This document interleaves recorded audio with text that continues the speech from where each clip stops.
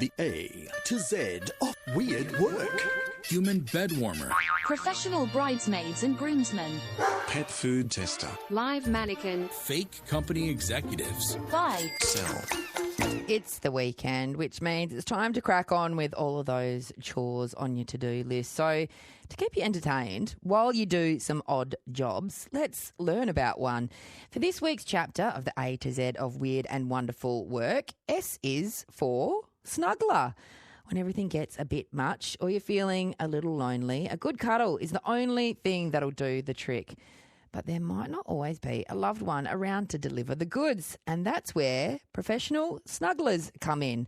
Jo is a professional snuggler at Cuddle Haven based in Perth, and she joins me now. Jo, I think there would be lots of people out there who have never heard of this before. So tell me, what is professional cuddling? Hi. Yeah, so it's a service that provides access to platonic touch for another person. It's a one-on-one service, and it's supporting people with their touch needs because not everybody has access to friends or family when it comes to touch and hugs. How does it work? Is it like big spoon, little spoon, snuggle up on a comfy sofa? Yeah. Well, after we've done the screening process and I'm at the person's place, I ask them how they would like to begin. So basically, it's client-led, and also it's really kind of tuning into our body and asking our body what does our body want and need. So it kind of goes a bit deeper than just hugging and just cuddling somebody.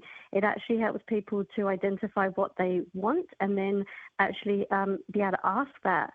Ask for what we want and need in a safe, non-judgmental space. Mm-hmm. So each session is different. It kind of depends on the person's needs because not everybody wants a lot of touch and some people want minimal touch.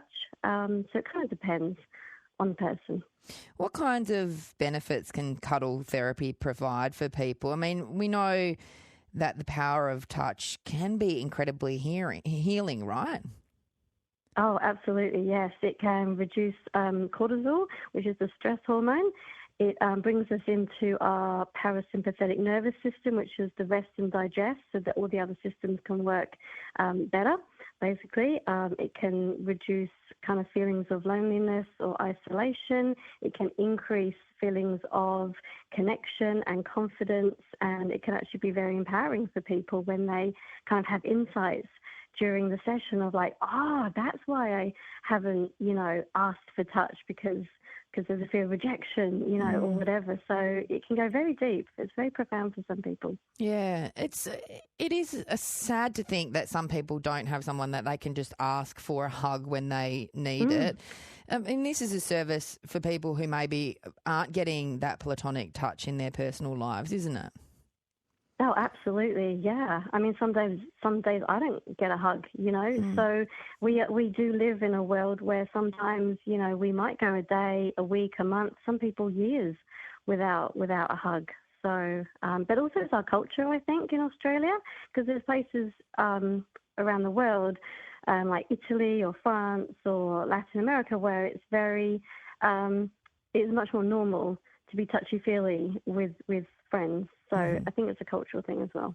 How did you get into this line of work? Did you begin by standing in a shopping mall, holding up a sign saying free hugs, get people addicted and then start charging? Well, no, I could have done that. That would have been a great story, but alas, that is not my story. So I had some experience with group cuddling, platonic cuddling with groups of people where I was an attendee. And then I found out on the internet that there was such a thing as professional cuddling where you can work one-on-one with people. Mm-hmm. And I just thought, oh, absolutely, I can do that. Like, I just knew in my body, it was like, yes, that's what I've been looking for. Like, for many years, I've wanted to work with people on a one-on-one basis in kind of either counselling or mental health. And this showed up, and it was a calling for me. I just knew that it would really suit me because one of my love language is touch. I think it's so powerful. It's so soothing. it's so healing for people. We all know when we get a cuddle from a good cuddler, they're extraordinary. Are you one of those people where people are like, oh, you're a good cuddler, this is good? Well, I guess I'm not sure. I can't actually remember prior to when I started this business, but I must admit people now, because they know what I do, they do comment and say, yeah, you give like amazing hugs. So because I think I'm more present now.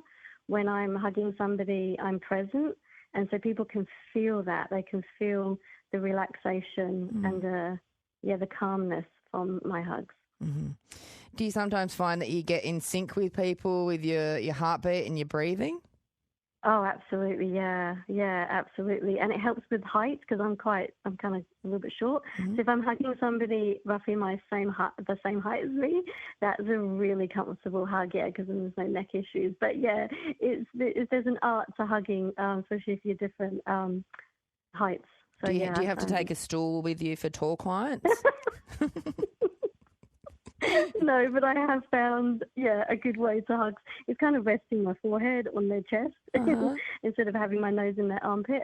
So, it can be quite fun. Look, it's an intimate act, especially when you're doing it with a stranger. I can imagine it can be quite confronting for some people. How important is it to discuss consent and boundaries with your clients? Oh, yeah, 100%. So before I see anybody, there's a thorough screening process. So I have a free consultation call on the phone with somebody. So we're building rapport, right from the beginning, and I need to know their intentions, what they would like to get from the session, and then if I feel comfortable with that, then I have the session with them. But we don't just start off straight away cuddling. Like we have the initial hug if they're up for that, like I always ask them. But we have a conversation, for 5-10 minutes around, boundaries and consent. And that's the foundation. And I think that's why people feel safe and they can feel really relaxed by the end of it because they know what the perimeters are. They know what's allowed and what's not allowed. And so people feel a lot safer. Yeah. And I can imagine it's a pretty emotional experience for some people. Oh, absolutely. I had one person that just wanted to cry most of the time. And it's a real honour when that happens because I know that they trust me. Yeah. So it's beautiful. Yeah. If you've had a tough day yourself, is it ever difficult to put that aside and be a safe and comforting space for others, or do you find that you're able to commit more in that space? Yeah, I tend to be able to be really present with how I'm feeling.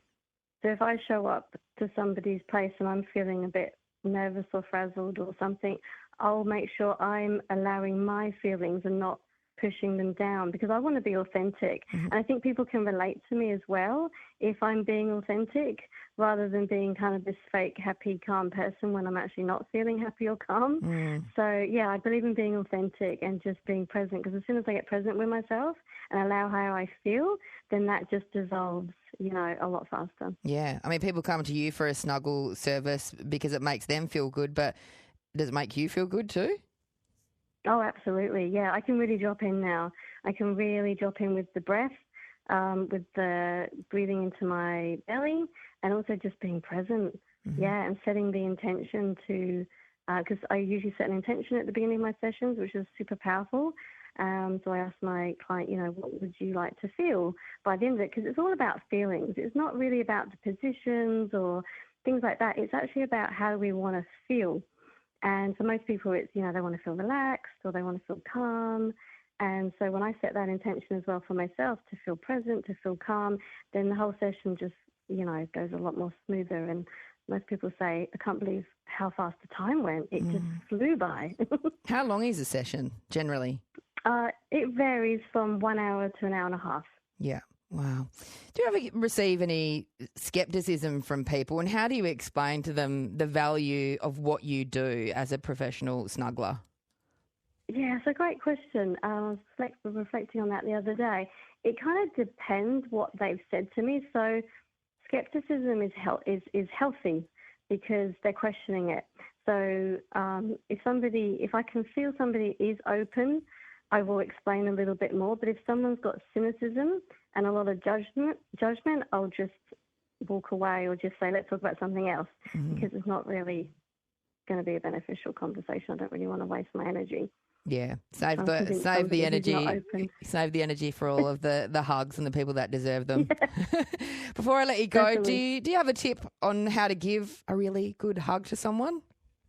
Oh, that's a great question. I love that one. I get asked that quite a lot. So the number one thing for me is present. Be present with yourself, be present with your breath, and kind of then you can tune in with the other person. So, yeah, present.